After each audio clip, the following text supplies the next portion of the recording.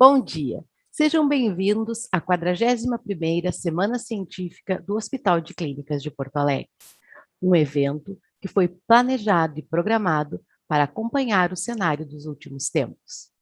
Neste ano, respeitando a necessidade de distanciamento social, as atividades serão novamente 100% virtuais, incluindo as apresentações de temas livres orais e e-pôsteres.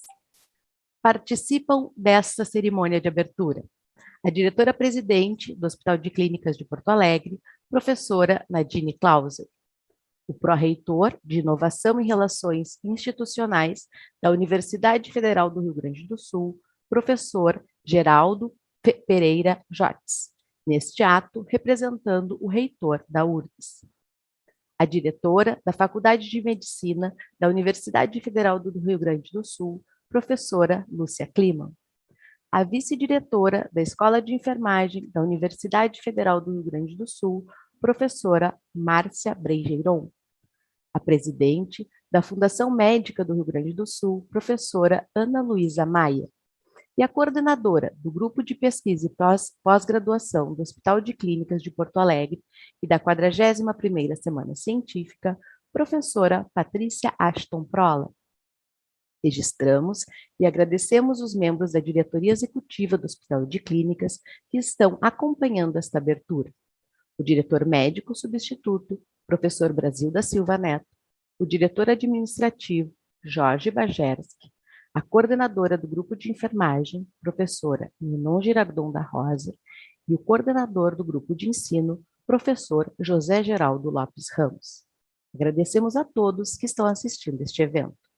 Passamos a palavra para a professora Patrícia Prola. Bom dia a todos. Ao saudar a presidente do Hospital de Clínicas, professora Nadine Clausel, e o professor Geraldo Jotes, representando neste ato o reitor da Universidade Federal do Rio Grande do Sul, saúdo todas as autoridades presentes. Caros colegas da diretoria executiva, professores, colaboradores, alunos de graduação e pós-graduação e pesquisadores, sejam todos muito bem-vindos. Essa solenidade marca a abertura do maior evento científico anual do Hospital de Clínicas, um fórum para divulgar a pesquisa que aqui realizamos no dia a dia e para congregar estudantes de graduação e pós-graduação, docentes e profissionais de outras instituições de Porto Alegre e do Estado. Há 41 anos, nos reunimos para promover a pesquisa e cooperações científicas, inspirar jovens pesquisadores, refletir sobre o nosso papel enquanto produtores de conhecimento frente à sociedade e também para buscar soluções para os constantes e múltiplos desafios que precisamos enfrentar para manter vivo o interesse pela pesquisa nos mais jovens e para manter viva a pesquisa nas nossas instituições. Em 2020, pelas duras restrições impostas pela pandemia, realizamos a Semana Científica de forma 100% virtual e fomos exitosos em realizar um evento mais enxuto, mas de grande alcance ao público interno e externo. A experiência positiva de 2020 nos trouxe tranquilidade para realizar novamente o evento de forma totalmente virtual, o que, na verdade, nos possibilita atingir um número maior de pessoas. Hoje contabilizamos mais de 1.500 participantes inscritos e, após o encerramento da semana, todas as atividades ficarão disponíveis em formato digital por 12 meses no hot site da Semana Científica. Aprimoramos a plataforma de avaliação e divulgação dos temas livres, que permite interação entre as equipes de pesquisa e engajamento, inclusive, com a comunidade externa. E este ano teremos 931 temas livres, que foram selecionados para apresentação, sendo 44 como apresentações orais. Mantendo os esforços de aproximar a pesquisa científica da comunidade, um coletivo de divulgadores científicos fará a avaliação e seleção dos melhores trabalhos, após a avaliação por especialistas, e a premiação acontecerá no último dia do nosso evento. Um foco importante das atividades desse ano envolve a discussão sobre as repercussões da pandemia do Covid-19 e novas soluções para a pesquisa neste cenário. Em uma sessão específica ao longo de 3 dias, vamos ter a oportunidade de conhecer de perto as pesquisas sobre Covid-19 realizadas no HCPA. Em uma sessão conjunta com a Faculdade de Medicina da URGS, vamos conhecer o material educativo desenvolvido por professores e alunos da faculdade durante a pandemia sobre promoção da saúde da mulher e que é totalmente direcionado para a comunidade. Discutiremos os desafios da crescente complexidade dos projetos de pesquisa, da comunicação efetiva dos resultados de pesquisas, das dificuldades financeiras para realizar pesquisa em nosso país e da estruturação de novos grupos de pesquisa. Por fim, serão ainda oferecidos 2 cursos ao longo da semana sobre teleconsulta e divulgação científica, e na sexta-feira o professor Pedro Alau nos brindará com a conferência de encerramento. Temos pela frente 5 dias ricos em oportunidades para atualização e reflexão sobre a pesquisa nos dias atuais e o seu papel transformador para a sociedade. Termino agradecendo aos coordenadores adjuntos, professores Úrsula Mate, Daniel Umpierre e Clarissa Gama. Agradecendo também à comissão consultiva, que colabora anualmente com ideias para a construção do programa, as comissões científica e organizadora da Semana Científica.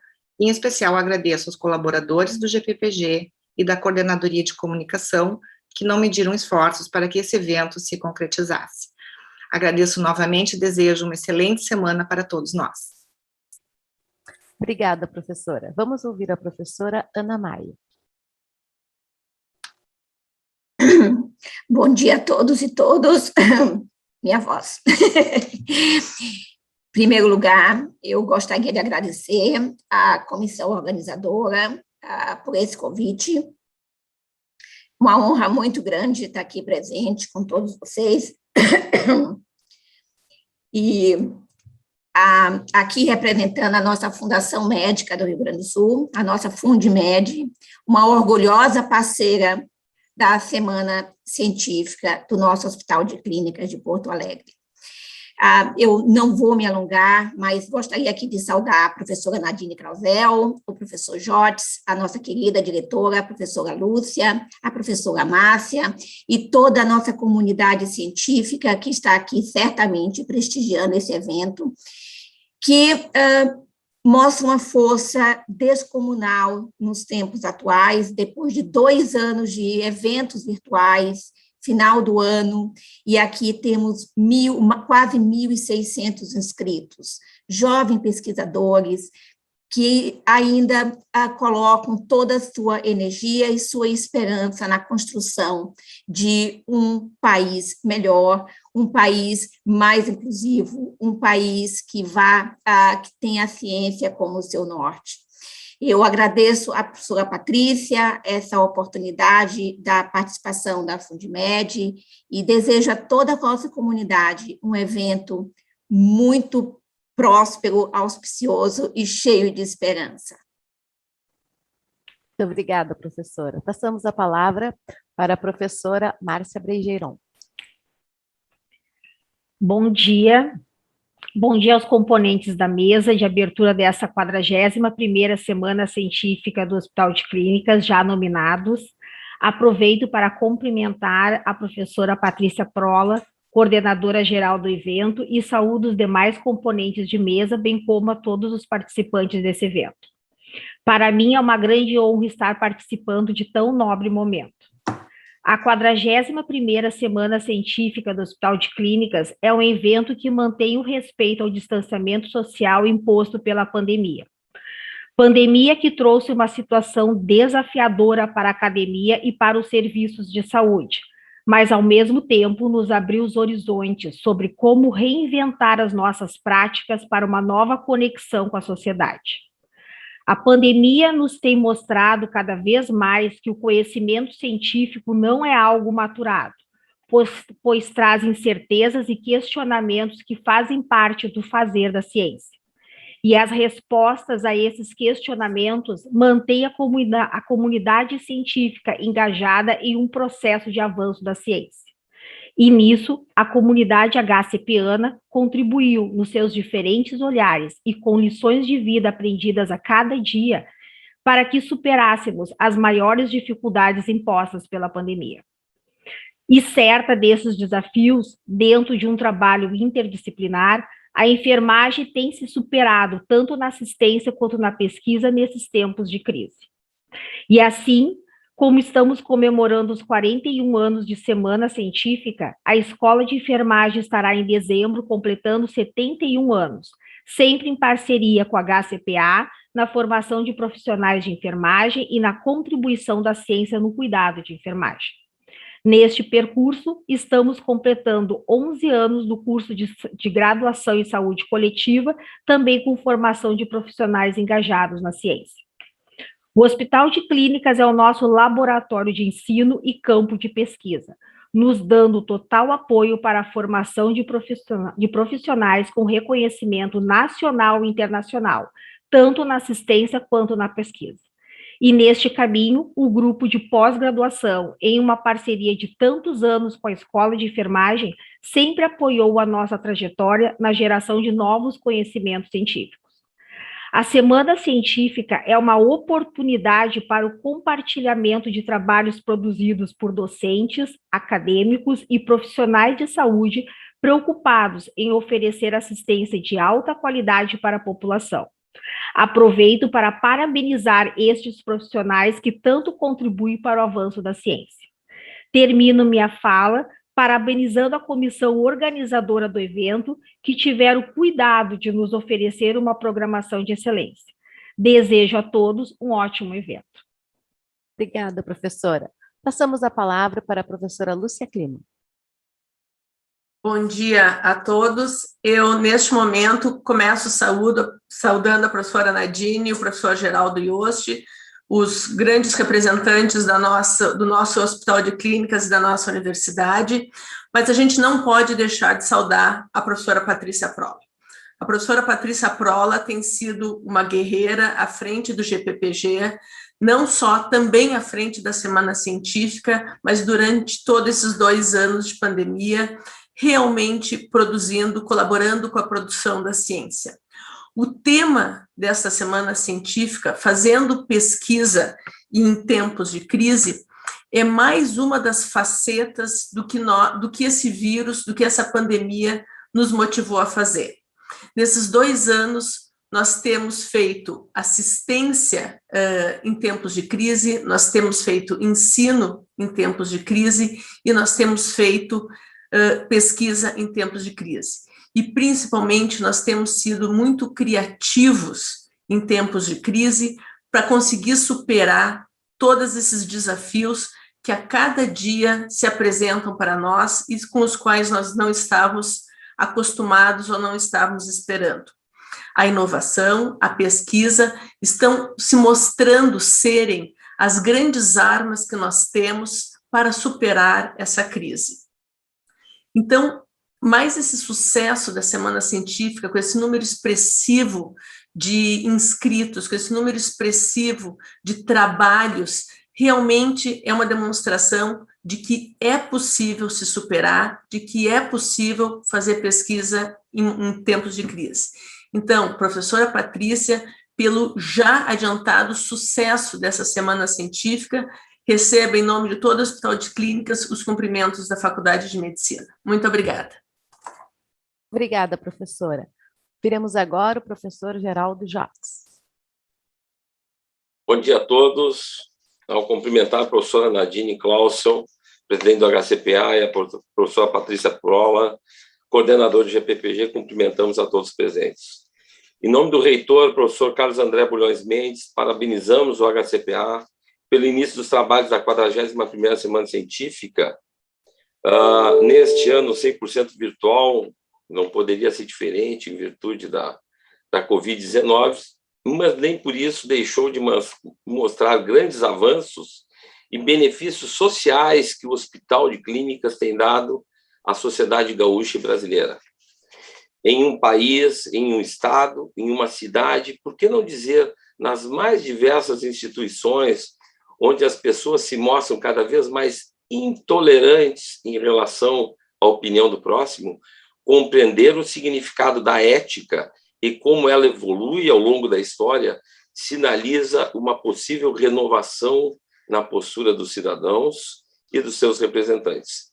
Atitudes éticas têm que ser educadas, estimuladas e treinadas. A Semana Científica aborda temas muito importantes e atuais e que incluem questões éticas intrínsecas. E eu destacaria a conferência de abertura, que tem a questão da imunidade, hoje tão discutida, das crianças em relação à Covid, mas também não poderia deixar de destacar a abordagem que teremos numa mesa sobre as chamadas fake news, que não só fazem um desserviço à sociedade brasileira, para não dizer mundial, mas também mostra-se um total desrespeito com aqueles que trabalham seriamente para termos um futuro melhor, como os profissionais que atuam no Hospital de Clínicas de Porto Alegre. Desejamos, em nome da reitoria, um bom evento a todos, iluminado com o sol que brilha nessa manhã linda de segunda-feira. A reitoria da URGS estará sempre ao lado do Hospital de Clínicas de Porto Alegre nos seus desafios presentes e futuros, procurando sempre um olhar social, com melhoria na qualidade de vida da nossa população. Agradecemos mais uma vez, em nome do reitor, professor Carlos André Bulhões Mendes, a oportunidade de participar da abertura desse evento. Desejamos um bom evento a todos. Muito obrigado. Obrigada, professor. Com a palavra, a professora Nadine Clausen. Bom dia a todos. Queria inicialmente saudar a professora Patrícia, professor Geraldo Jotes representando o nosso reitor, professora Ana, professora Márcia. Realmente é um prazer muito grande estar aqui, mais uma vez participando da abertura da semana.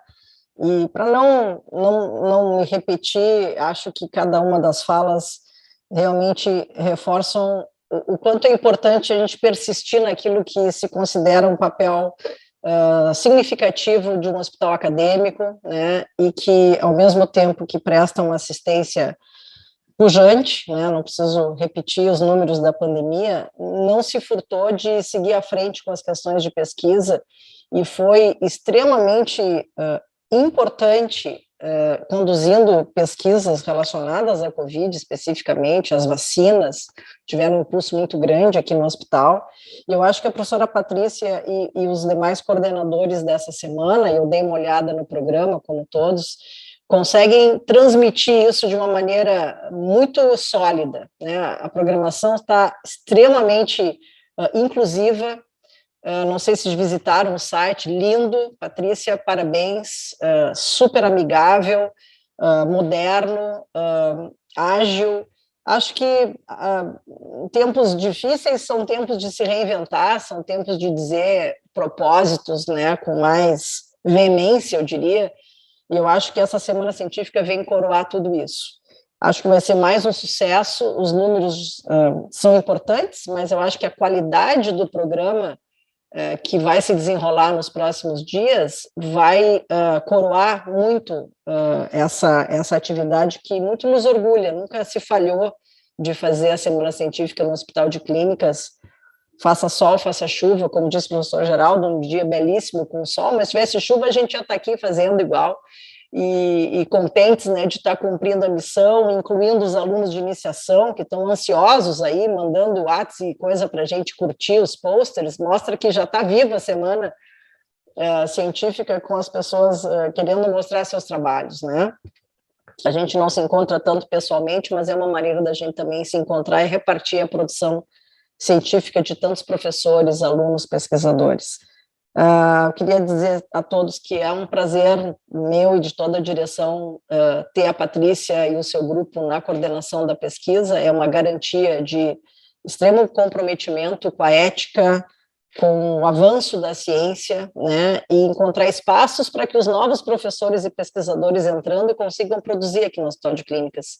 Sem a produção da nossa massa de professores e pesquisadores, o hospital certamente não seria o que é. E acho que a Semana Científica dá essa dimensão com toda a clareza. Então, tenham todos uma boa semana, vamos acompanhar na medida do possível. Patrícia, tenho certeza que vai ser um sucesso e a gente vai sair mais uma vez orgulhoso do nosso hospital, da nossa universidade e, por que não, do nosso GPPG. Tenham todos uma ótima semana. Obrigada, professora. Agradecemos a participação das autoridades nesta abertura e convidamos para que continuem assistindo ao evento. Em breve, às 9 horas, voltaremos com a conferência de abertura, Imunidade na Covid Pediátrica, um estudo em Porto Alegre. As inscrições da semana seguem abertas. Divulguem, participem. Uma ótima semana para todos nós. Obrigada.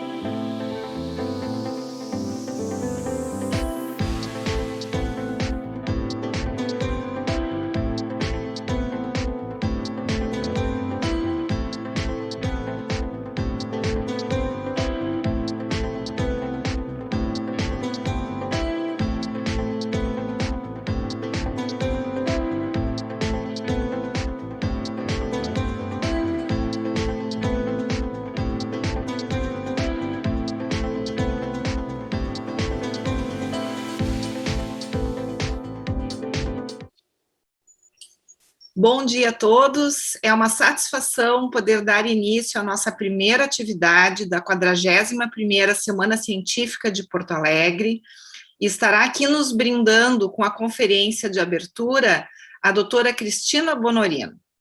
E para fazer a moderação dessa atividade, eu gostaria de apresentar o professor Rafael Rösler. O professor Rafael Rösler é professor titular do Departamento de Farmacologia da URGS, coordenador do Laboratório de Pesquisas em Câncer e Neurobiologia aqui no Hospital de Clínicas de Porto Alegre, pesquisador 1A do CNPq e diretor técnico científico da FAPERGS. Rafael, muito obrigada pela tua parceria, pela tua participação, é uma alegria poder contar contigo aqui nessa atividade. Quero apresentar também o Dr. Juarez Cunha. Dr. Juarez Cunha é médico pediatra, especialista em intensivismo pediátrico, membro da diretoria da Vigilância em Saúde da Secretaria Municipal de Porto Alegre e hoje presidente da Sociedade Brasileira de Imunizações. Agradeço muitíssimo, Juarez, a tua participação, acho que esse é um tema muito relacionado, né, com a tua expertise, e agradeço ambos que vão fazer a moderação dessa nossa atividade. Nós vamos iniciar com uma apresentação da doutora Cristina e depois haverá tempo para perguntas, para discussão sobre esse tema tão interessante e, por vezes, pouco abordado dentro da temática geral da pandemia do Covid-19. Então, agora, eu vou passar a palavra para o doutor Rafael, que vai apresentar a nossa palestrante. Um ótimo evento a todos. Professora Patrícia, bom dia a todos que nos acompanham. É uma honra fazer parte desta mesa da conferência de abertura da Semana Científica, participar mais uma vez de mais uma edição da Semana Científica do Hospital de Clínicas. Eu gostaria de parabenizar a professora Patrícia Ashton Prola pela liderança da pesquisa no hospital e por este evento, por organizar mais uma vez este evento, e parabenizar a professora Nadine, em nome dela, todos os colegas do Hospital de Clínicas. Eu trago os cumprimentos em nome da Fundação de Amparo à Pesquisa do Rio Grande do Sul, a FAPERGS, do qual eu sou diretor científico. Então, trago também os cumprimentos institucionais e o nosso parabéns institucional a este importante evento que se destaca muito no calendário científico do Estado. Eu também não posso deixar de falar algumas palavras, além de estar aqui em nome da FAPERGS. Eu sou da casa, eu sou um professor e pesquisador deste Hospital de Clínicas, e é um orgulho muito grande fazer parte dessa instituição. Eu acho que o Hospital de Clínicas de Porto Alegre é um caso internacional de sucesso na integração entre pesquisa de excelência, ensino e atendimento. É um orgulho falar da pesquisa que é feita no hospital, é um orgulho fazer pesquisa no hospital, ter o apoio que o hospital oferece aos pesquisadores, e eu sempre digo que eu adoro trazer gente de todos os lugares do mundo para conhecer o cenário de pesquisa, atendimento e ensino do Hospital de Clínicas, porque a gente traz ingleses, traz canadenses, traz pesquisadores dos melhores centros dos países com a melhor saúde pública do mundo, e eles sempre saem muito impressionados, muito bem impressionados pelo nosso hospital. Então, essa semana é uma semana de celebração da ciência feita no hospital, que a gente inicia agora. Muito bem, mas a estrela dessa abertura é a nossa conferencista convidada, a professora doutora Cristina Bonorino. Já tive a oportunidade e o privilégio de colaborar com a Cris, é uma amiga de muitos anos. Ela é doutora em imunologia pela URGS, com período na University of Colorado. Ela realizou vários períodos de treinamento de pós-doutorado no National Jewish Center for Immunology, no Colorado, na University of Minnesota e na University of California, em San Diego. Na UCSD, em San Diego, ela permanece até hoje com um vínculo de professora visitante, onde ela anualmente passa períodos de pesquisa lá, e ela atualmente tem como ocupação principal ser professora titular da Universidade Federal de Ciências da Saúde de Porto Alegre. Lá ela coordena o laboratório de imunoterapia, atua em pesquisa com desenvolvimento de vacinas, imunologia tumoral, imunologia viral, transplantes, imunoterapia, e é membro dos comitês científico e clínico da Sociedade Brasileira de Imunologia. A Cris, além de ser uma pesquisadora extremamente destacada no nosso cenário de imunologia gaúcha e brasileira, é uma pessoa que tem se dedicado também à defesa pública e à divulgação de ciência, através de uma coluna que ela tem no caderno DOC do jornal Zero Hora, e isso também tem cumprido um importante papel na promoção da divulgação correta, né, da boa divulgação e da boa comunicação e da boa defesa pública da ciência entre nós. Então, eu acho que a Cris vai nos contar sobre um trabalho extremamente relevante que ela fez a respeito da Covid, né, que tenho certeza que é um trabalho que vai marcar esse período, vai entrar no histórico aí da pesquisa gaúcha realizada nesse período que contribuiu para o combate à pandemia. Então, eu e o professor, o doutor Juarez Cunha, bom dia, doutor Juarez, muito bem-vindo também, um prazer estar contigo. Vamos fazer a mediação, a plateia pode enviar perguntas pelo chat durante a fala da Cris, nós vamos acompanhar essas perguntas e vamos tentar responder o máximo possível de perguntas e promover a maior discussão possível após a fala inicial. Então, Cris, bem-vinda e a palavra é toda tua. Bom dia, Rafael. Só para dar um bom dia agora para vocês também, para ti e para a Cristina. Também é um prazer estar aqui, né? Tenho 40 anos de formado, minha formação foi na URGS e depois residência no Clínicas e trabalhei no Clínicas até recentemente. Então, também me sinto em casa. É um prazer estar aí com vocês, em especial junto com a Cristina, que a gente tem tido bastante contato ultimamente. Obrigado aí. Então, acho que sou eu. Gente, muito obrigada. Obrigada, Rafael, pela apresentação tão gentil. Obrigada, Juarez, por estar aqui. Realmente, a gente tem trabalhado junto aí no Comitê de Eventos Adversos do Governo do Estado. E, assim, é um prazer, uma honra estar aqui para fazer essa conferência de abertura, para contar para vocês, já que o tema da semana da Semana Científica, vocês estão de parabéns, Patrícia, de parabéns em promover, a gente tem que continuar promovendo a ciência, nunca foi tão crucial fazer isso como nesse momento, né? Então, eu vou contar para vocês uma história que eu acho uma história muito bonita, né, do que a gente fez aqui durante a pandemia, por favor, né, perguntem o que vocês querem saber, que a gente está aqui para tirar essas dúvidas. Então, deixa eu compartilhar minha tela aqui com vocês.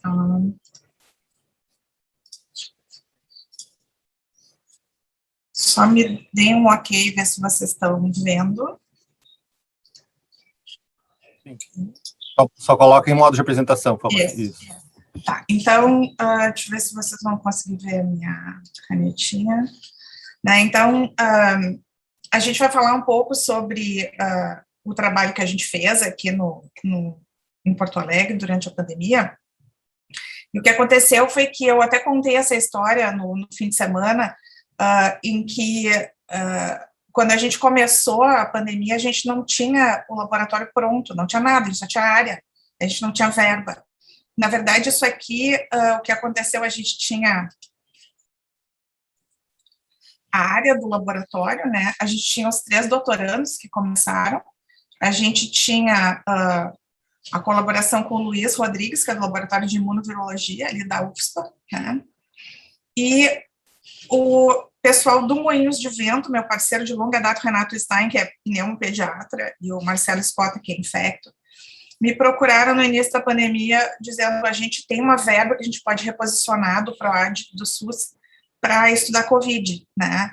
E o meu grupo já estava estudando o vírus, porque a gente trabalha com imunologia viral. Então, o que aconteceu foi que a gente conseguiu reposicionar essa verba para estudar COVID. E durante a pandemia, essa garotada aqui, depois os pós-docs que foram contratados, e eles são os responsáveis realmente pelo que a gente está vendo isso, e o Gabriel e a Renata, que ganharam bolsa de acordo com a CAPES, que a gente escreveu um outro projeto, na verdade, construíram o que vocês vão ver aqui. Mais adiante, a gente teve colaboração do Thiago Borges e do Rodrigo, que são ex-membros do laboratório, estão hoje em Boston, o Helder Nakaya, que é meu parceiro de Systems Biology, e o Rafael Elias e o José Luiz Modena, da Unicamp.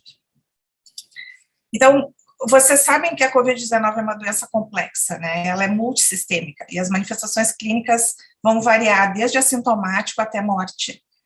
E o que acontece é que tem uma evidência epidemiológica, né, esmagadora de que a forma da doença nas crianças é menos severa e tem menor mortalidade. Né? Então, a gente não sabe exatamente por que isso acontece. As crianças são 22% da população dos Estados Unidos e eles são 1,7%, né, das infecções por SARS-CoV-2. Na China, mais ou menos a mesma coisa, vocês vão ver que no Brasil é semelhante. Mas isso aqui são dados de antes de ter as variantes, né? Então isso é importante salientar. Os estudos de coorte mostram que 6% das crianças infectadas têm doença severa, enquanto que 26% dos adultos iam para a doença respiratória grave, né? E o que acontece é que tem uma doença separada, né, que tem a MISC, que é uma síndrome inflamatória, que está associada com comorbidades em crianças, parece uma doença de Kawasaki, que tem daí envolvimento gastrointestinal e cardíaco, que não é a COVID que se manifesta normalmente nas crianças, tem mais a ver com uma síndrome respiratória. Inicialmente, lá no início da pandemia, se falava, a criança fica menos infectada porque eles têm menor expressão de ACE2, que é o receptor do vírus, né, no trato respiratório. Mas depois a gente viu que saíram artigos mostrando que isso não era verdade. No Brasil, né, então esses são dados aqui, de novo, de antes das variantes, né, a população pediátrica, 25% da população brasileira, parecido com os Estados Unidos e China, esse grupo, 1,9%, então, de todos os casos de SARS por COVID, né, então aqui vai, até aqui, esses dados são de abril de 2021 do Ministério da Saúde, e a mortalidade nas crianças, 0,5%, né, de todas as mortes reportadas por COVID. O que acontece, né, é que em todos os grupos, né, a mortalidade geral foi 32%, isso aqui é os dados do Brasil, né, e a letalidade nas crianças e adolescentes hospitalizados foi de 8% nesse período. Então, as perguntas que a gente fez naquele momento foram as seguintes: a gente tinha muita gente estudando nos Estados Unidos, a maioria dos dados que a gente tem vem dos Estados Unidos hoje, estudando adultos, né, mas os nossos parceiros são pediatras, então a pergunta era, será que as crianças se infectam? E quais são as suas cargas virais? Porque o problema é o seguinte, poucas crianças são realmente testadas, principalmente no Brasil, em que não teve nenhum acompanhamento de teste, basicamente, né, que era uma liderança que falhou do Ministério da Saúde, a gente não sabe o percentual de crianças ser infectadas, além do bias normal, que já existe não testar as crianças. As crianças já têm uma doença mais leve, né, em algumas infecções virais, por exemplo, em SARS, MERS e varicela, mas isso não é sempre verdade, porque, por exemplo, as crianças têm doença mais severa que os adultos na infecção pelo RSV e pelo influenza. Então, a pergunta que a gente fez, será que tem fatores intrínsecos, né, de modificação da doença no hospedeiro, que altera o curso da doença nas crianças? E se existem, será que eles são imunológicos, né, nós somos imunologistas? Seriam respostas imunes específicas ou não específicas, né? E será que a gente pode usar essa informação para desenhar tratamento e ou vacinas, né? Naquela época a gente começou com isso. Será que a gente consegue encontrar hoje correlatos para proteção? Então, essas são perguntas que não têm resposta ainda hoje em dia mundialmente. Então, como é que a gente abordou esse problema? A gente tinha uma coorte, a gente começou trabalhando com adultos para comparar, não tem um controle ainda ideal para trabalhar com criança, tá, com COVID. A gente tinha adultos com doença leve, adultos com doença severa e crianças, né? Então, essas crianças foram, elas testaram positivo para PCR, elas eram todas sintomáticas leves, né? E a gente coletou em 3 pontos, eu vou mostrar para vocês principalmente esses dados aqui, que são os que estão publicados hoje, né?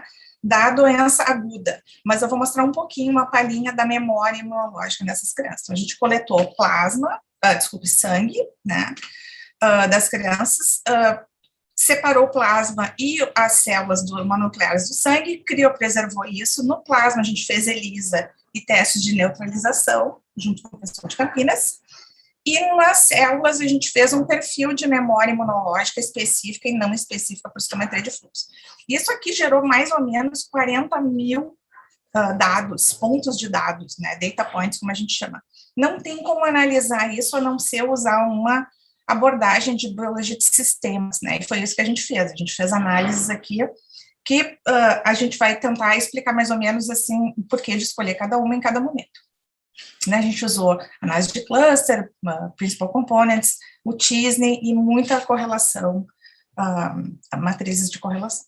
Então, esses primeiros dados, né, em que eu chamo a atenção aqui, a casa média de idade das crianças, né, de 9 anos, mas a gente teve bastante idades diferentes aqui na nossa coorte, e a maioria das crianças era caucasiano, né, e aqui a gente vê que mais ou menos a doença que é aguda no máximo aqui nos adultos leves, né, 18 dias em média de diferença, tá? A partir do momento da detecção do vírus. Mas aqui vocês veem, por exemplo, as comorbidades, né, e vocês veem que as comorbidades, como esperado, elas se concentram no grupo severo. As crianças praticamente não tinham comorbidades, a não ser 6 crianças aqui com diabetes. E aqui eu chamo a atenção para os valores de CT, né, que são indicativos de carga viral, em que a gente fez para esses três genes aqui do vírus, e vocês podem ver que os CTs das crianças são muito semelhantes aos são, na verdade, muito semelhantes aos dos adultos, né. Muitas vezes eles são mais baixos, inclusive, do que os adultos com doença severa. Então, são... né, isso é um indicativo de carga viral extremamente alto. Então, as crianças se infectam, sim, elas não ficam doentes. Né? Então, por que seria isso?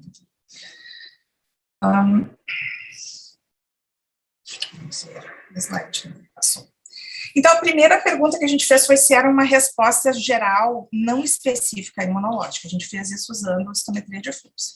Então, só para rapidamente, né, situar vocês, o vírus, quando ele entra no corpo ligado com a proteína S nesse receptor de ACE2, desculpa, ele se reproduz dentro da célula, né, é um vírus de RNA, e os novos variantes virais, então, as novas partículas virais, não vou falar em variantes ainda, elas são endocitadas por células que a gente chama de células dendríticas, apresentadoras de antígeno, que vão apresentar esses antígenos para células T do tipo auxiliares, né? E essas células T, na verdade, elas coordenam a resposta, células T CD4, toda a resposta imune, porque elas auxiliam as células B, elas auxiliam as células T CD8, que são citotóxicas. As células B fazem os anticorpos, né? Que vão, principalmente os anticorpos neutralizantes, que vão bloquear a ligação do vírus no seu receptor, lá nos tecidos, né? E as células T citotóxicas que destroem as células infectadas nos tecidos. E a gente precisa muito dessas células aqui, que são as células foliculares helper, que a gente chama, que são as células que ajudam as células B a fazerem anticorpos de alta afinidade, especificamente esses neutralizantes. E além de tudo isso, a gente tem citocinas, que são citocinas, principalmente interferon do tipo 1, né, que inibem a replicação viral e dessa maneira são a primeira linha de defesa que a gente tem contra vírus no nosso organismo. Então, a gente se perguntou, né, fizemos todas essas análises e a gente primeiro vê essa distribuição de componente principal. Não posso deixar de mencionar a professora Cídia Calegari Jacques, sem ela isso aqui não existiria, tá? A professora Cídia colaborou junto com a gente, o nome dela tem que estar ali na frente, ela é fantástica, todo mundo conhece ela, e a Cídia, num entusiasmo incrível, né, participou dessas análises com a gente. Então, foi ela que fez toda a análise estatística do trabalho. Então, aqui vocês estão vendo que as crianças que estão em roxo, né, os adultos leves que estão em verde e os adultos com doença severa que estão em vermelho. Então, ao longo de todo o artigo, vocês vão ver essas três cores aqui, crianças sempre roxinho. E vocês veem que existe uma tendência de separação dos grupos, tem um pouco de overlap, né, um pouco de sobreposição, mas existe uma tendência de separar esses grupos, né, que combinam aqui, que são confirmadas quando a gente olha os scores para o PC1 e para o PC2, né, e aqui a gente vê mais ou menos o detalhamento do PC1 e do PC2, e a gente vê que o PC1, que separa as crianças, principalmente dos adultos com doença severa, ele está composto de células B naive, né, e de células dendríticas com alta expressão de HLA-DR, né, que é o MHC de classe 2. Então, isso está mostrando um perfil aqui, células B e IgM positivas, está mostrando um perfil mais naive, como a gente chama.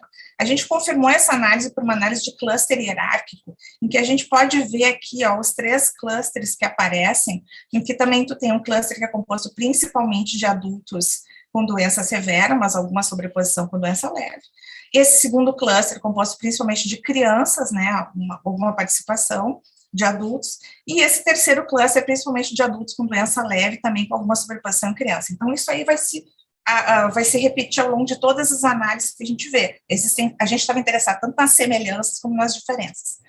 Mas o que aconteceu foi o seguinte, né? Como eles não separaram completamente, isso indica que a correlação entre as variáveis que estão aqui representadas nessa matriz, elas eram correlações fracas, né? Então, aqui estão todas as nossas variáveis de citometria de fluxo. O que a gente fez? A gente separou em componentes principais onde as correlações eram fortes, né? Isso deu mais ou menos assinaturas de respostas imunológicas e que a gente foi tentar ver no que exatamente, então, que as crianças podiam ser diferentes e talvez até semelhantes aos adultos. E quando a gente faz isso, a gente separa, por exemplo, granulócitos, monócitos, células NK, a gente vê que isso não separa os grupos, na verdade, isso são semelhanças que eles têm. Né? Então, essas células inatas não ajudam a separar os grupos.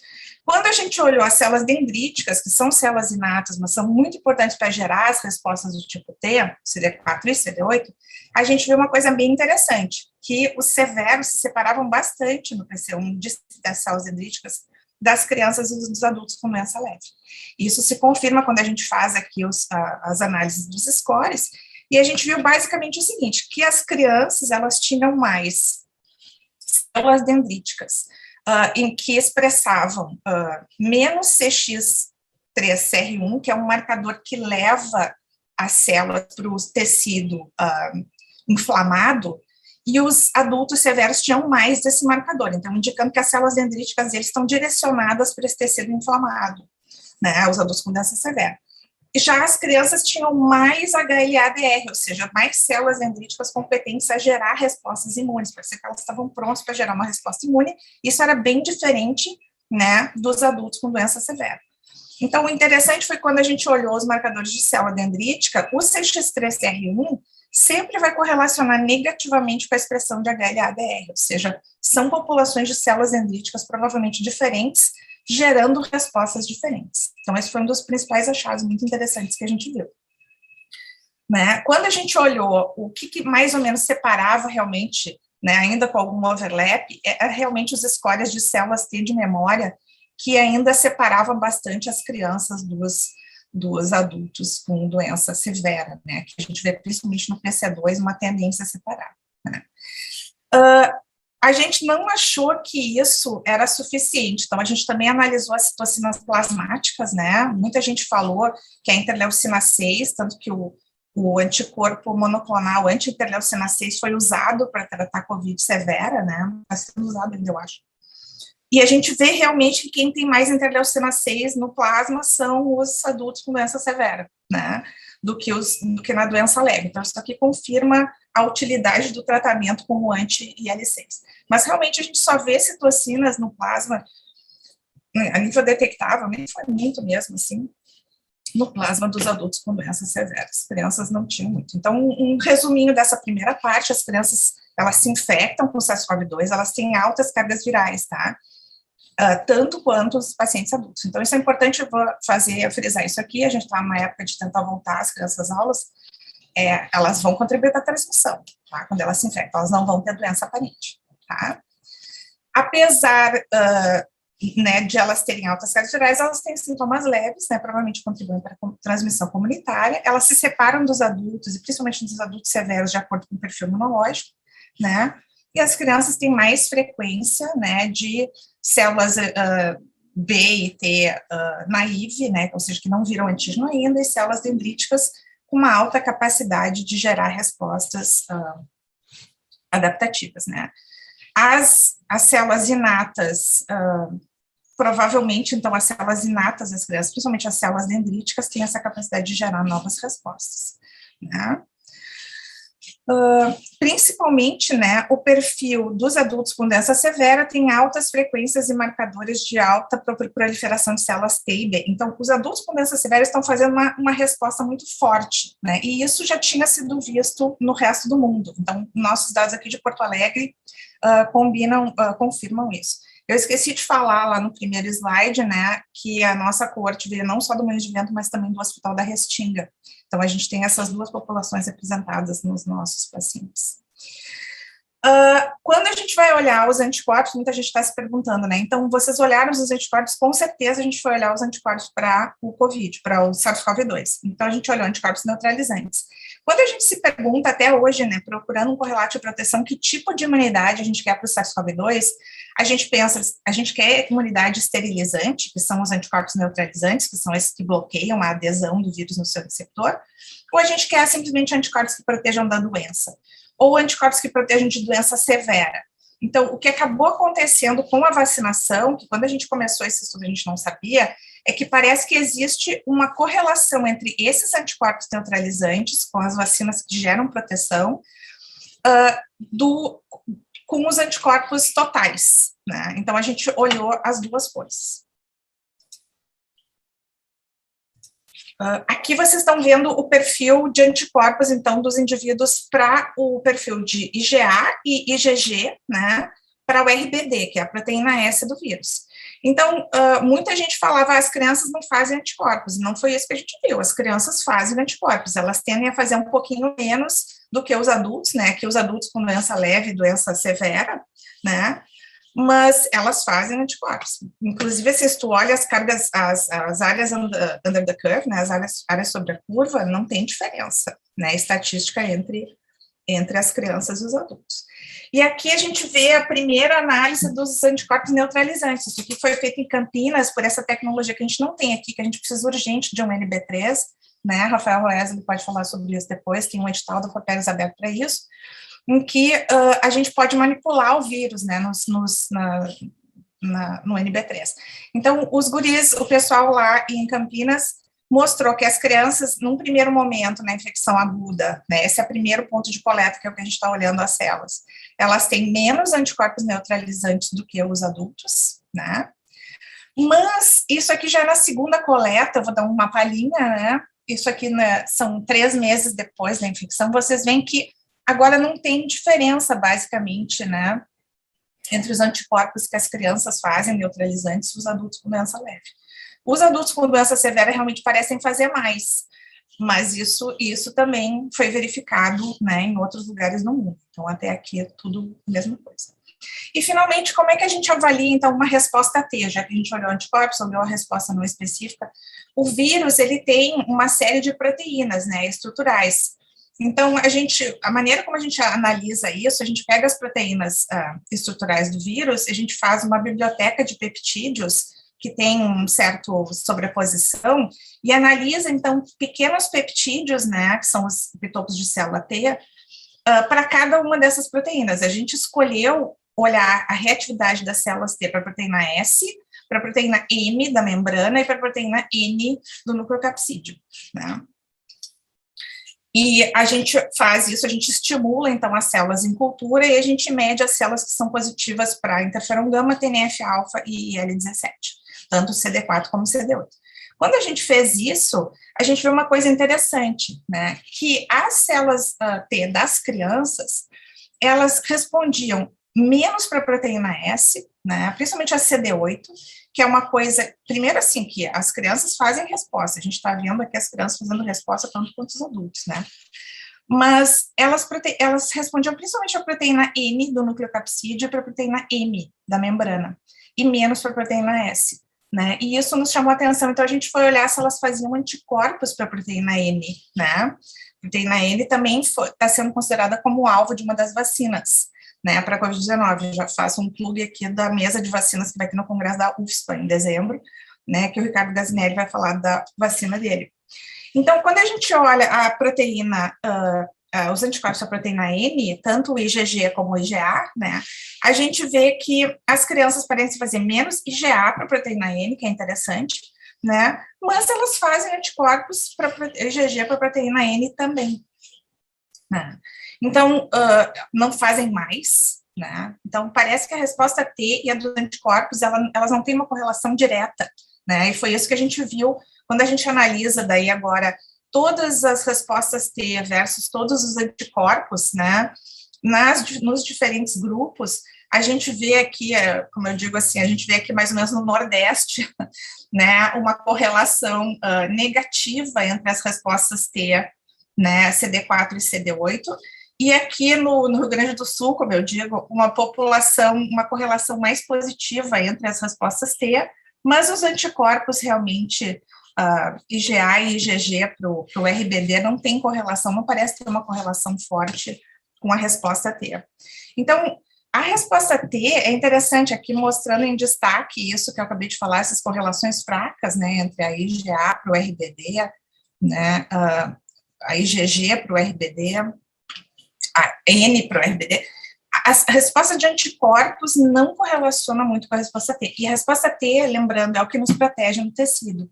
Então, ter um alto nível de anticorpos no sangue não necessariamente significa que a gente vai ter uma proteção no tecido. É isso que provavelmente esses dados estão nos dizendo, mas isso também é uma pergunta que não tem resposta. Tá? E basicamente isso está resumido nesse slide, né? Os pacientes pediátricos na nossa amostra apresentam respostas, né, T e de anticorpos específicas em níveis comparáveis aos adultos, né? Então, essa coisa de dizer que as crianças não respondem, na verdade, muito é por não testarem as crianças, né? Então, a gente teve realmente, teve muita sorte de conseguir colaboradores e conseguir analisar esses dados aqui. Os anticorpos neutralizantes são menores nas crianças no primeiro mês da convalescência, e as respostas deles de CD8 TNF-alfa para a proteína NM, né, podem ser correlacionadas, talvez, né, com proteção, né? Então, isso é o que a gente achava, né? Nós não sabemos ainda, estamos analisando agora a memória depois de 6 meses.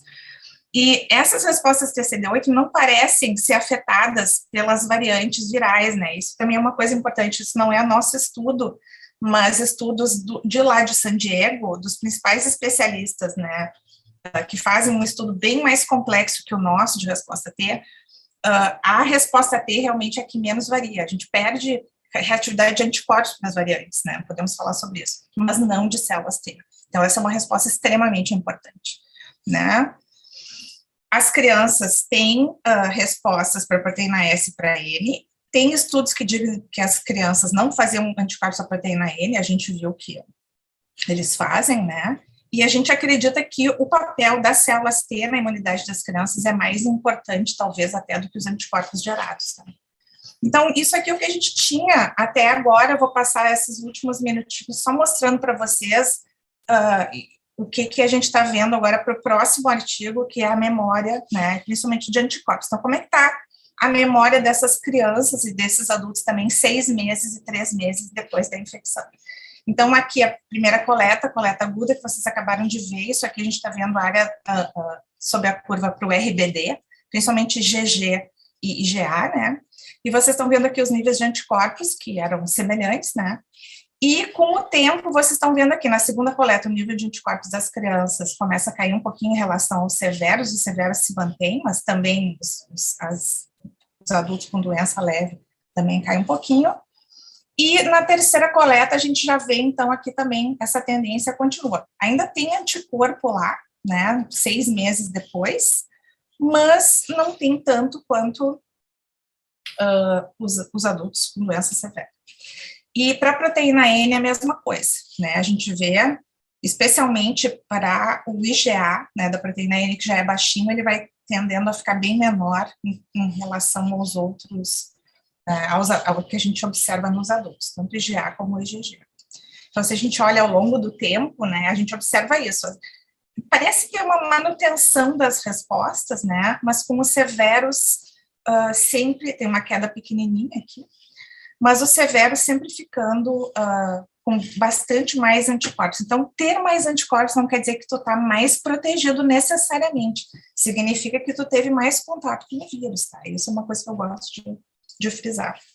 E o que acontece 3 a 6 meses depois com as células T, né? Então, essa análise que a gente está fazendo agora, que se chama o TSNE, ou TSNE, ele faz um cluster que é não tendencioso, né, das células T. Então, a gente estimula as células T com peptídeos da proteína S e N, e a gente vê esses clusters aqui, que talvez aqui no preto e branco apareçam melhor, parecem umas manchas de Rorschach aqui, mas vocês veem que nas crianças tem um cluster aqui, ó, que é esse verde aqui, que não aparece nos severos, está vendo aqui? Ele é bem... E, ao mesmo tempo, né, não tem uma população aqui, né, esse cluster rosa aqui, que tem nos adultos, né, e não tem nas crianças. Então, tem algumas diferenças que a gente está começando a explorar. Então, isso aqui são dados preliminares. Em princípio, parece que esse cluster aqui não são células T. A gente está bem curioso, né? Isso é uma coisa que eu queria mostrar. A gente está achando que essas células são células B. E a gente quer ver se as crianças, na verdade, estão fazendo células B de memória. Isso é uma coisa que a gente vai olhar. Esse cluster que tem mais nos severos e não tem nas crianças, parece ser um cluster de células TCD4, né? Algumas delas fazem L17. E são células que são baixas em CD45RA e CCR7. Então, são essas células aqui, ó, células efetoras de memória, né? A gente não sabe exatamente ainda, né, o que elas estão fazendo. E aqui algumas modificações mostrando para vocês, né, são análises que a gente ainda está fazendo, mas as crianças parecem ter uma população aqui, que é esse cluster aqui número 7, né, que parece ser um cluster que está fazendo interferão gama. E esse cluster não aparece nos adultos, né, muito interessante isso, nos adultos a gente não vê isso. A gente vê células CD8, né? E essas células aqui das crianças parecem ser, que aparecem nas crianças, esse cluster 7 aqui, parecem ser, aqui elas estão, né? Células T, tanto CD4 como CD8. Né? E elas fazem um pouquinho de interação 17 também, então parecem ser células talvez duplo positivas, é isso que a gente está analisando. Então, talvez aqui esteja um correlato de proteção que a gente vai olhar com mais calma. Isso independe do peptídeo. Né, isso é uma coisa das crianças, muito interessante, a resposta deles já é diferente. De uma maneira geral, o que a gente tem até agora olhando é isso, né, que as crianças mantêm o nível de anticorpos RBD e N que elas fizeram, sempre fazendo menos que os adultos com doença severa, que tem populações diferenciais de células T entre os grupos, independentemente do estímulo, se é M, N ou S, né, que talvez aqui esteja um correlato de proteção. E o que a gente está fazendo agora, que a gente está muito interessado em terminar, são os anticorpos neutralizantes e totais contra as variantes P1 e Delta. Então, o que a gente quer ver é se, depois de 6 meses, né, essas crianças com os anticorpos que elas fizeram na primeira infecção, elas estariam protegidas dessas variantes, né? Então, esses estudos estão acontecendo agora, eu estou louca para saber, não tem, isso aqui fica para a próxima palestra, vamos ver o que vai dar. Tá, era isso que eu tinha para contar para vocês hoje, aqui está o laboratório que antes não tinha nada, né, dentro, aqui na USPA, agora ele está equipado, graças a essa cooperação. O estudo foi colocado no Med Archives em abril, né, de 2021, e a gente recém recebeu o aceite do Nature Communications, então daqui a pouco ele vai poder, né, vocês vão poder ver, principalmente essa parte da infecção aguda, né, é o que está publicado. E fica aqui meu e-mail, né, para se vocês tiverem alguma dúvida, né, alguma questão posterior. Eu espero que a gente possa retomar as nossas atividades o mais rápido possível, agora que tem vacinação, né? As vacinas estão aí para mostrar isso, que elas são protetoras, o que a gente precisa estudar agora ainda é o quão protetoras elas são e por quanto tempo, e a gente espera também estar participando desses estudos aí a nível nacional. É isso que eu tinha para contar para vocês, acho que eu não passei do tempo, né? E eu estou aqui disponível para perguntas. Muito obrigada. Obrigado, Cris. Vamos ver. Estão chegando perguntas. Enquanto isso, eu queria perguntar se o doutor Juarez quer fazer algum rápido comentário. Eu gostaria, Rafael, de fazer um comentário. Primeiro, né, naquela minha breve fala anterior, eu não agradeci totalmente as pessoas que eu deveria ter agradecido, até porque foi no improviso. Mas, agradecer o convite da doutora Patrícia e todo o pessoal envolvido na 41ª Semana Científica, né? E eu acho que essa conferência de abertura da Cristina nos mostra exatamente o valor da ciência e da pesquisa, né? Então, Eu acho que esse recado é um recado fundamental nos nossos dias atuais. Infelizmente, esse recado tem que ser dado, né?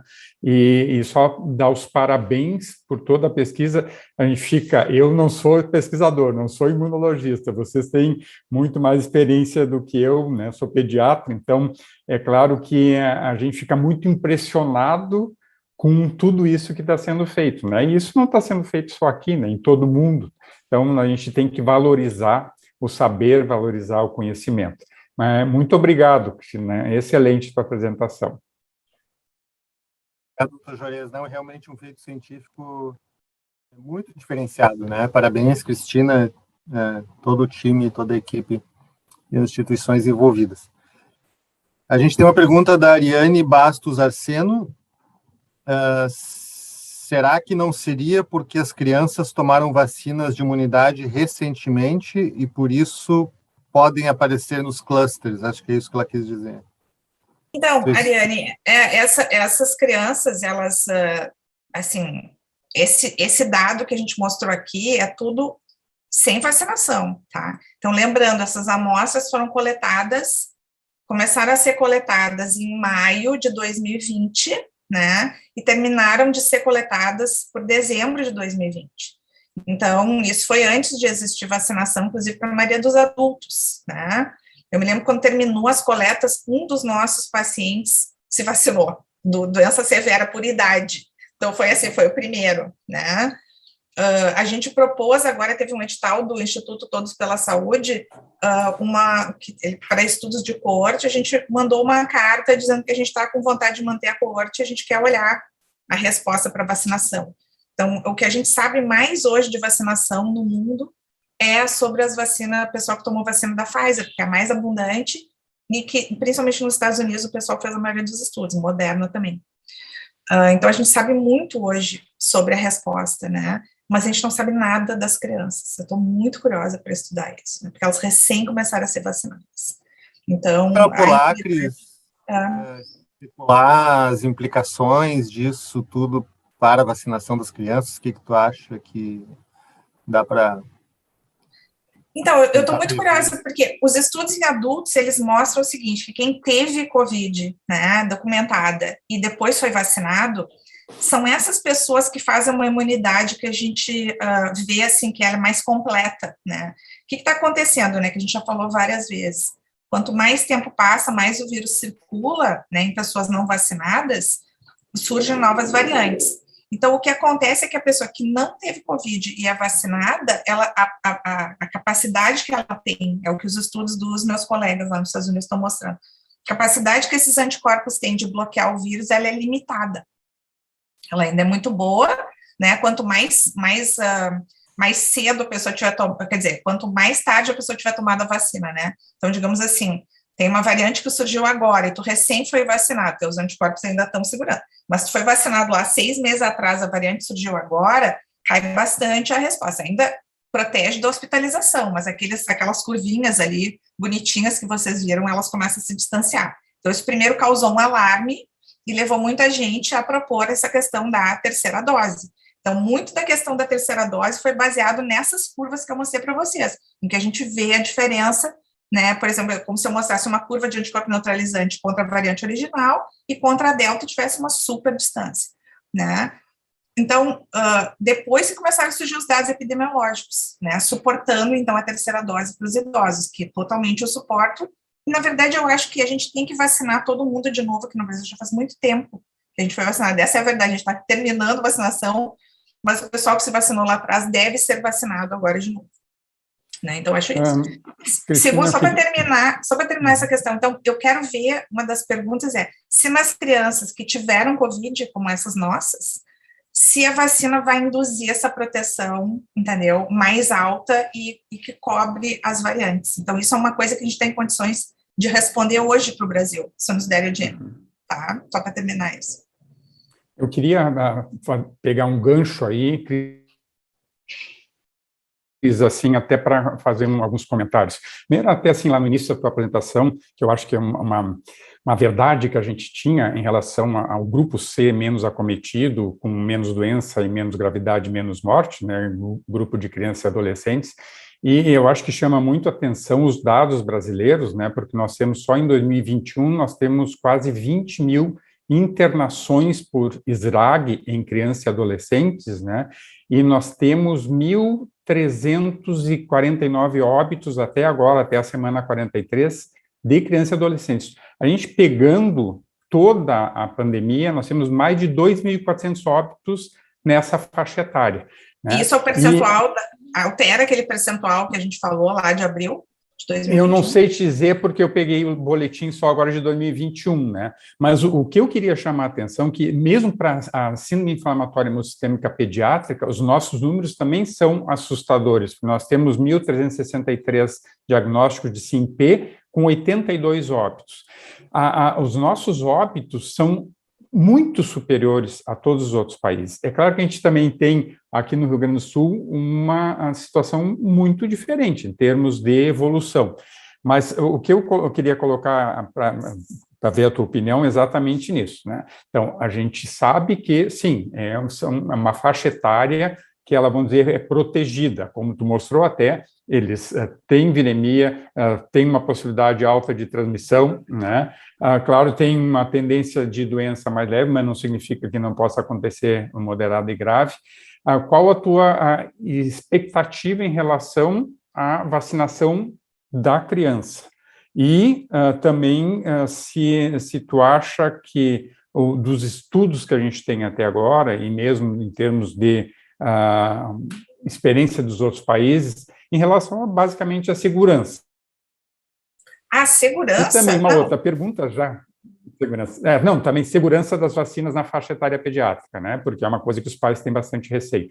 E uma outra pergunta que eu sei que também acho que é bem interessante ver a tua opinião, que muitos alegam que talvez a vacina inativada, por ser uma vacina que a gente tem mais experiência em criança, talvez pudesse ter uma melhor, vamos dizer, aceitação, até porque a forma de proteção seria diferente, mas essa forma de proteção seria tão eficaz quanto as outras? Eu vou começar pelo final, né? São ótimas perguntas que tu está levantando.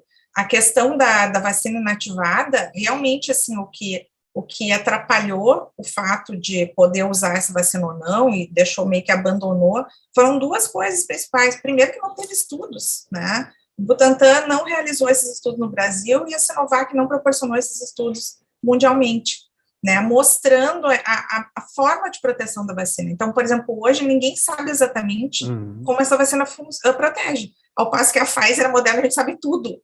A gente sabe quanto tempo demora para fazer uma célula B de memória na axila da pessoa que foi vacinada, sabe?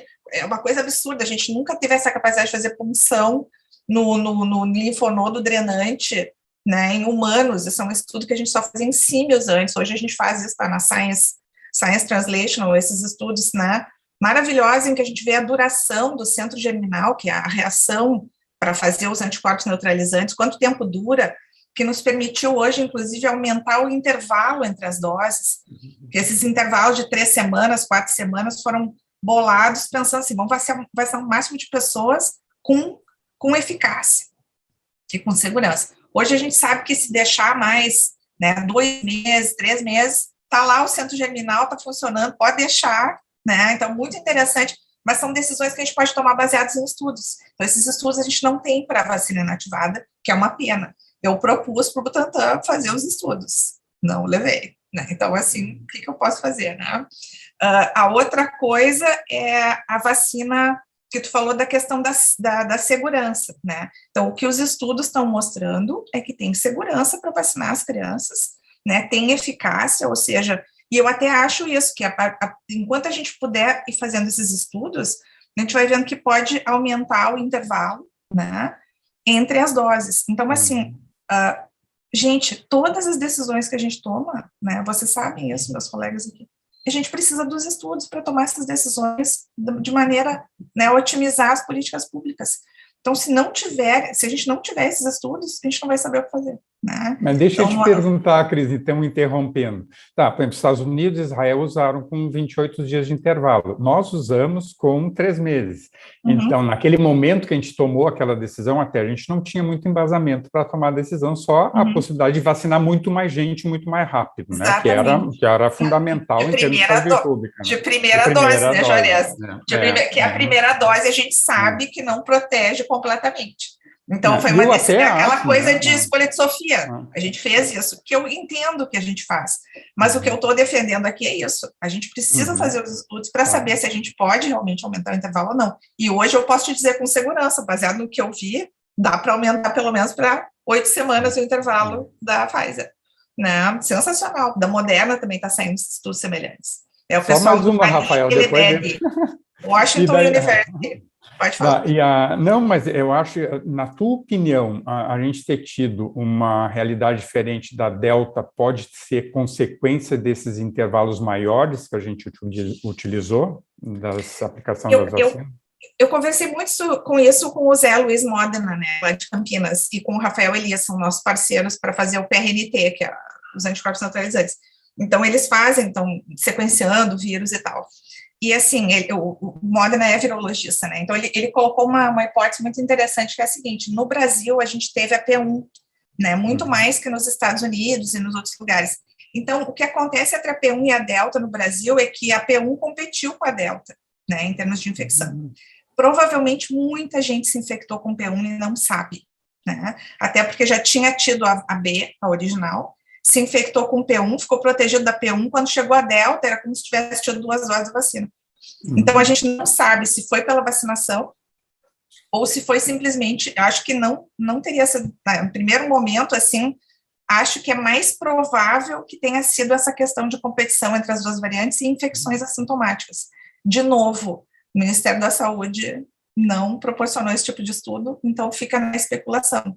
Uma excelente oportunidade que a gente perdeu de estudar essa dinâmica, né, no Brasil. Então, assim, a importância, como eu digo para vocês, olha só, a gente não tinha dinheiro para fazer esses estudos. No momento que o dinheiro apareceu, e a gente tinha as pessoas, porque sem as pessoas tu não faz, o estudo foi feito assim. Então, a gente precisa do apoio para fazer esse tipo de estudo. E aí a gente pode informar rapidamente as autoridades, né? O que está sendo feito no Brasil, que é um crime, é isso, é tomar decisões sem embasamento, né? Ariane, Cris, a primeira pergunta lá, ela esclarece ainda sobre aquela pergunta, que ela não estava falando das vacinas de Covid em si, mas sim se vacinas como catapora e sarampo, que foram mais recentes nas crianças, de alguma forma... Não, entendi agora a pergunta. Interfere com a imunidade, né, em relação aos adultos, em relação ao Covid. Obrigado, Ariane, por clarificar. Eu estou lendo aqui, eu também estou recebendo as perguntas. Então, assim, isso que o Rafael, né, leu ali, a pergunta da Ariane é a seguinte: será que as crianças não estão mais protegidas porque elas tomaram outras vacinas, né? Então, não sabemos, né? Em geral, as vacinas, elas protegem de forma específica, tá? Mas existem estudos, para te ser bem sincera, que hoje estão começando na imunologia a nível mundial, de o quanto, é uma coisa que a gente chama de imunidade treinada, que para os biólogos o pessoal chama de labarquismo às vezes, mas assim, né, é muito interessante que existem alterações que são epigenéticas no teu sistema imune, né, então para quem gosta de genética, e talvez as alterações epigenéticas ajudem a proteger de infecções e se acumulem em doenças. Essa é uma área gigante hoje dentro da imunologia, e eu acho que assim, na biologia de desenvolvimento em geral, eu acho que ela precisa ser estudada. A gente não tem elementos para dizer se é isso, tá? Ninguém sabe. Então, essa é a resposta para a tua pergunta. Mas ninguém sabe, mas o pessoal está estudando essa hipótese, né? Quando a gente olha, assim, só o perfil imune, né, na superfície, sem olhar o perfil genético, as crianças, mesmo tendo sido vacinadas, elas parecem ter ainda um perfil naive. E eu já posso te dizer, eu não mostrei aqui os dados por questão de tempo, mas olhando assim, 6 meses depois, continua o perfil naive, aquele perfil assim de que não viu, mesmo tendo sido vacinadas, e agora de novo, né, elas vão ser... Isso é uma coisa que existe na literatura, de que crianças têm um perfil naive, né? Ninguém sabe o que isso significa. Naive, em geral, é o seguinte: não viu o antígeno ainda. e elas são vacinadas, elas estão dentro de um sistema de vacinação.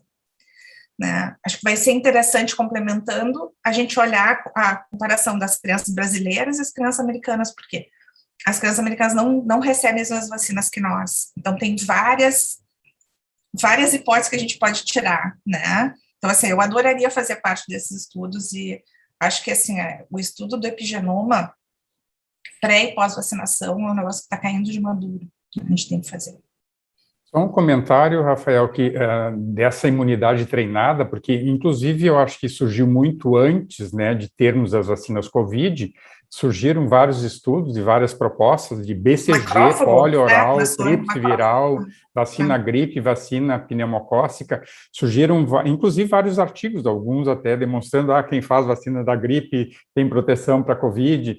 Muitas pessoas procuraram, adultos, nos procuraram para fazer vacina BCG, a gente não recomendou nunca fazer vacina sem ser para as recomendações. Por exemplo, tríplice viral, para nós era até interessante que a pessoa fizesse, porque a gente tem surto de sarampo no Brasil, que é muito mais importante se proteger para o sarampo do que talvez uma proteção treinada que pudesse ajudar. Mas eu acho que é muito interessante, eu acho que a gente tem que aprender também, né, sobre isso. Não significa que porque alguns estudos mostraram que sim, outros mostraram que não, significa que o assunto está acabado. Acho que tem que evoluir, né? Eu não acho nem que alguns estudos mostraram que sim, outros que não. Eu acho que os estudos que não têm essa base epigenômica, epigenética. Sim, com certeza. Sabe assim, porque, por exemplo, assim, se tu me pergunta, tem proteção ou não, eu te digo, que a gente saiba não.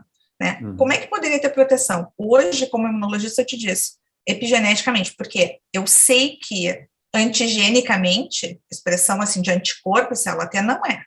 Isso eu posso te dizer, não é. Então, será que é imunidade treinada? Então, assim, quem fala, vamos dar porque vai ter imunidade treinada. Bullshit, não faça isso, ninguém sabe se é isso ou não. Projeto para FAPERGS, né? Inovação tecnológica, vamos ver se é imunidade treinada? Alta prioridade, isso é uma coisa importante de saber. Me preocupa, só queria fazer uma colocação, Rafael, perguntar para a Cris, porque na verdade assim, a gente está com retorno às aulas agora, o que a Cris mostrou é exatamente que as crianças se infectam com altas cargas virais. E o que a gente tem observado é que os protocolos não têm sido seguidos. Eu acho que é um recado fundamental que a gente tem que seguir protocolos, né? Principalmente o uso de máscara é fundamental. Né? Não, a gente ficou, 7 meses em revisão na Nature Communications e eu sofrendo, assim, pelo amor de Deus, deixa a gente publicar esses dados, porque né, isso é muito importante porque tem essa questão da volta às aulas. Então, assim, tu não me perguntou, mas eu vou dizer, não é o momento de voltar às aulas sem ter vacinado todas as crianças. Não. Como a Cris mencionou 2 vezes a FAPERGS e a necessidade especificamente do laboratório NB3, sim, né, nós na FAPERGS estamos com o edital aberto para R$2 milhões para a instalação de pelo menos um laboratório de NB3 de alto nível por estado. Assim que iniciou a pandemia, a FAPERGS mobilizou recursos e abriu um edital emergencial para pesquisa sobre a Covid, que tem vários projetos em andamento. Nós estamos no momento com o maior edital da história da FAPERGS aberto para redes de excelência em problemas estratégicos. E isso tudo faz parte de um momento que a gente está vivendo, em que, historicamente, a FAPERGS vinha com cerca de 28 milhões por ano de orçamento há muitos anos, e há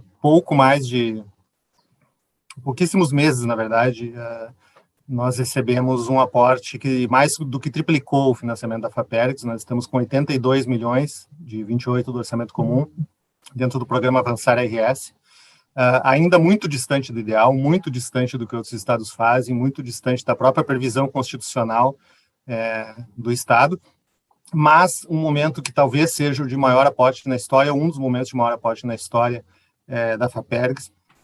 Então, nós estamos no rumo oposto do governo federal aqui no estado, com apoio muito decidido à pesquisa científica e ampliar ao máximo possível o apoio à pesquisa por parte da Secretaria de Estado de Inovação, Ciência e Tecnologia, o secretário, o professor Luiz Lambe, e do próprio governador do estado, que tem sido um parceiro, um defensor muito decidido, né, das demandas do financiamento à ciência aqui no estado. Que ótima notícia, né? Maravilha. Estamos num bom momento, apesar de tudo. né? Momento de progresso, de avanço, mas muito resta a ser feito, com certeza. É muito importante isso, porque o governo federal cortou basicamente todo de qualquer auxílio, né? Então, assim, é muito importante que essas iniciativas aconteçam, e a gente defenda isso. Então, vamos lá. Uma provocação que um dia a Cris me fez sobre o valor de bolsas, nós estamos também trabalhando nisso. Nós temos hoje, nesse edital aberto das ITs, por exemplo, uma bolsa reajustada em que um aluno de graduação vai receber R$1.000 de bolsa. É mais do que o dobro das bolsas disponíveis de iniciação científica de qualquer outra agência. Eu acho que principalmente para atrair talentos, né, a bolsa de pós-doc é uma que tem que ficar competitiva a nível de FAPERGS, né? FAPESP, né, que é Estado, apesar de tudo, nós estamos num momento de avanço importante, histórico, na verdade. Vamos lá. Apoio à ciência. Se não há mais perguntas, eu acho que nós chegamos no nosso horário. Pergunto para a coordenação, acho que encerramos a sessão. Tem um recado da doutora Patrícia aqui, posso dar?